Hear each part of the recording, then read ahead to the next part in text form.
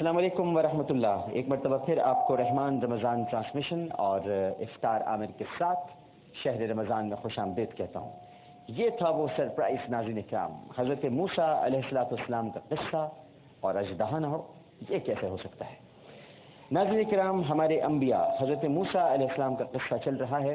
حامان یہ رامسیس دوم کا بڑا وزیر تھا اور اس کے مشورے پر فرعون نے بنی اسرائیل کے بچے قتل کرنے کا حکم دیا تھا۔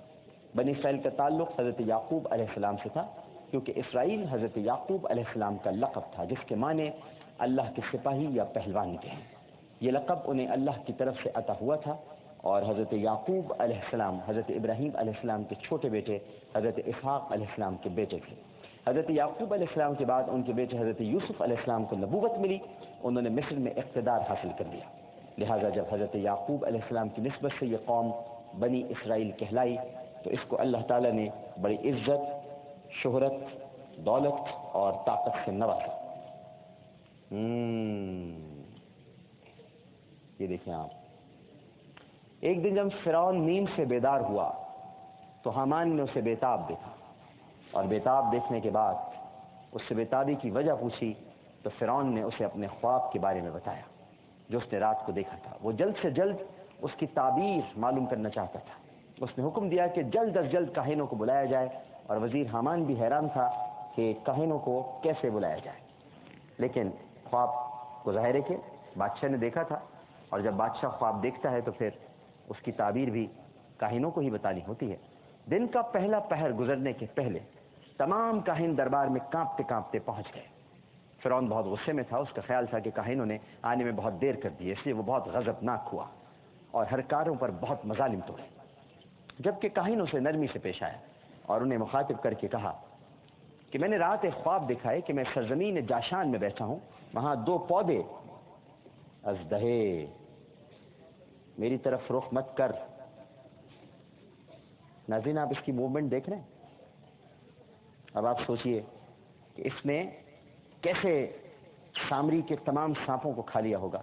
جب حضرت موسیٰ علیہ السلام نے اپنا عصا زمین پر پھینکا، وہ عصا اژدہا نہیں تھا بلکہ حضرت موسیٰ علیہ السلام کا معجزہ تھا۔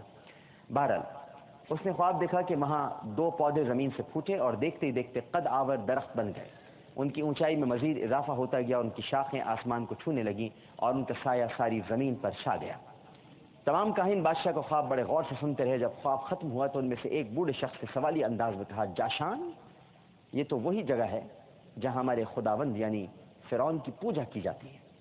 حامان نے اس کی تصدیق کہتے ہوئے کہا، ہاں یہ وہی خطہ ہے کہ جو مصر میں واقع ہے، وہاں بنی اسرائیل آباد ہیں جو ہمارے خداوند کی ناشکری کرتے ہیں، کھاتے خداوند فرعون کا ہیں لیکن گیت کسی اور کے گاتے ہیں۔ بوڑھے کاہن نے سر ہلا کر کہا، میں سمجھ گیا۔ پھر بوڑھے کاہن نے فرعون سے عرض کی کہ خداوند نعمت، بادشاہی آپ کی سلامت رہے اور آپ کے اقبال کا سورج ہمیں روشن رہے۔ آپ نے جو خواب دیکھا ہے اس کی تعبیر ٹھیک نہیں۔ ہماری پوتھیوں کے مطابق یعنی ہمارے ذائقے کے مطابق بنی اسرائیل کی قوم میں ایک ایسا لڑکا پیدا ہوگا جو مصر کی عظیم سلطنت کو تباہ و برباد کر دے گا اور اپنی نئی بستیاں آباد کرے گا۔ اس کے ساتھ اس کا بھائی بھی ہوگا جو اس کے بازو کی قوت بنے گا اور اس کی دلاوری میں اس کا ساتھ دے گا۔ فرعون نے جب یہ تعبیر سنی تو غضبناک ہو گیا، اور غضبناک ہونے کے بعد ناظرین کرام اس نے حکم دیا کہ بنی اسرائیل میں جو بھی لڑکا پیدا ہو اسے فوراً قتل کر دیا جائے اور لڑکی کو زندہ رہنے دیا جائے۔ اس نے کچھ لوگوں کو اس کام پر مامور کر دیا تاکہ وہ تلاش و تفتیش کے بعد اسرائیلی لڑکوں کو قتل کر دیں۔ جاشان کی بستی رات کے اندھیرے میں ڈوبی ہوئی تھی۔ عمران کی بیوی اپنے بچے کو کوٹھڑی میں سلا چکی تھی۔ جب سے ان کی گود میں بیٹا آیا انہوں نے یہ دستور بنا لیا کہ رات بھر جاگتی تھی اور ان کے ساتھ ان کی بیٹی بھی جاگتی۔ انہیں ہر وقت یہ ڈر لگا رہتا کہ کہیں فرعون کے پیادے آ کر نوزائیدہ بچے کو قتل نہ کر دیں۔ وہ ہر وقت اللہ کے حضور اپنی گود کی سلامتی کی دعائیں مانگتی رہتی تھی۔ انہیں اور ان کے خاندان کے دوسرے افراد کو یہی فکر لاحق رہتی تھی کہ کسی طرح بچے کو فرعون کے مقرر کردہ سنگ دل قاتلوں سے محفوظ رکھا جائے۔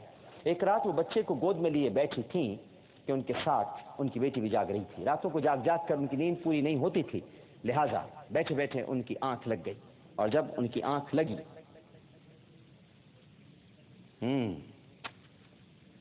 تو اچانک دروازے پر دستک ہوئی۔ بیٹی ایک دم گھبرا گئی۔ اس نے کانپتے ہاتھوں سے بلا کر اپنی والدہ کو جگایا اتنے میں دوبارہ دستک ہوئی اور والدہ کا دل زور زور سے دھڑکنے لگا. آپ لوگ بھی پریشان ہو رہے ہیں. وہ بہت پریشان ہو گئی, والدہ پریشان ہو گئی, اور پریشان ہونے کے بعد والدہ نے بیٹی سے کہا کہ دیکھو تو صحیح کہ دروازے پر کون آیا ہے. اپنے حواس قابو میں کیے اور اللہ کا نام لے کر دروازہ کھولنے لگی, مگر دروازہ کھولنے سے پہلے تیسری بار پھر دستک نے ان کے دل کو زور سے دھڑکا دیا. انہوں نے ہمت کر کے پوچھا کون ہے.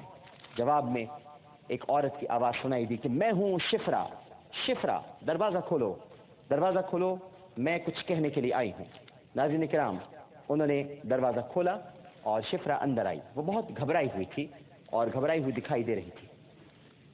اس کا تعلق فرعون کے پیادوں سے تھا, مگر وہ عمران کی بیوی کی سہیلی بن گئی تھی اور اسی لیے وہ کچھ بتانے کے لیے آئی تھی. اور جیسے ہی وہ گھر میں داخل ہوئی, اسے معلوم ہوا کہ عمران کی بیوی نے ایک لڑکے کو جنم دیا ہے. وہ بچے کی جان بچانے کے لیے اپنے لوگوں سے بچتی بچاتی وہاں پہنچی تھی.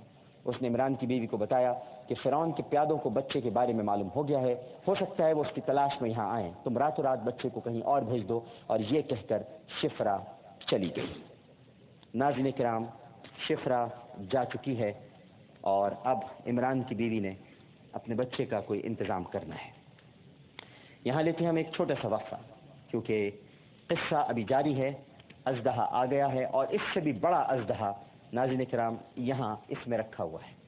جب ہم اسے کھولیں گے تو آپ کی سانس اوپر کی اوپر اور نیچے کی نیچے رہ جائے گی. اس کی آپ لمبائی دیکھ سکتے ہیں کتنا بڑا اژدہا ہے. دیکھیں, اس سے بھی بڑا اژدہا وہاں پر رکھا ہوا ہے.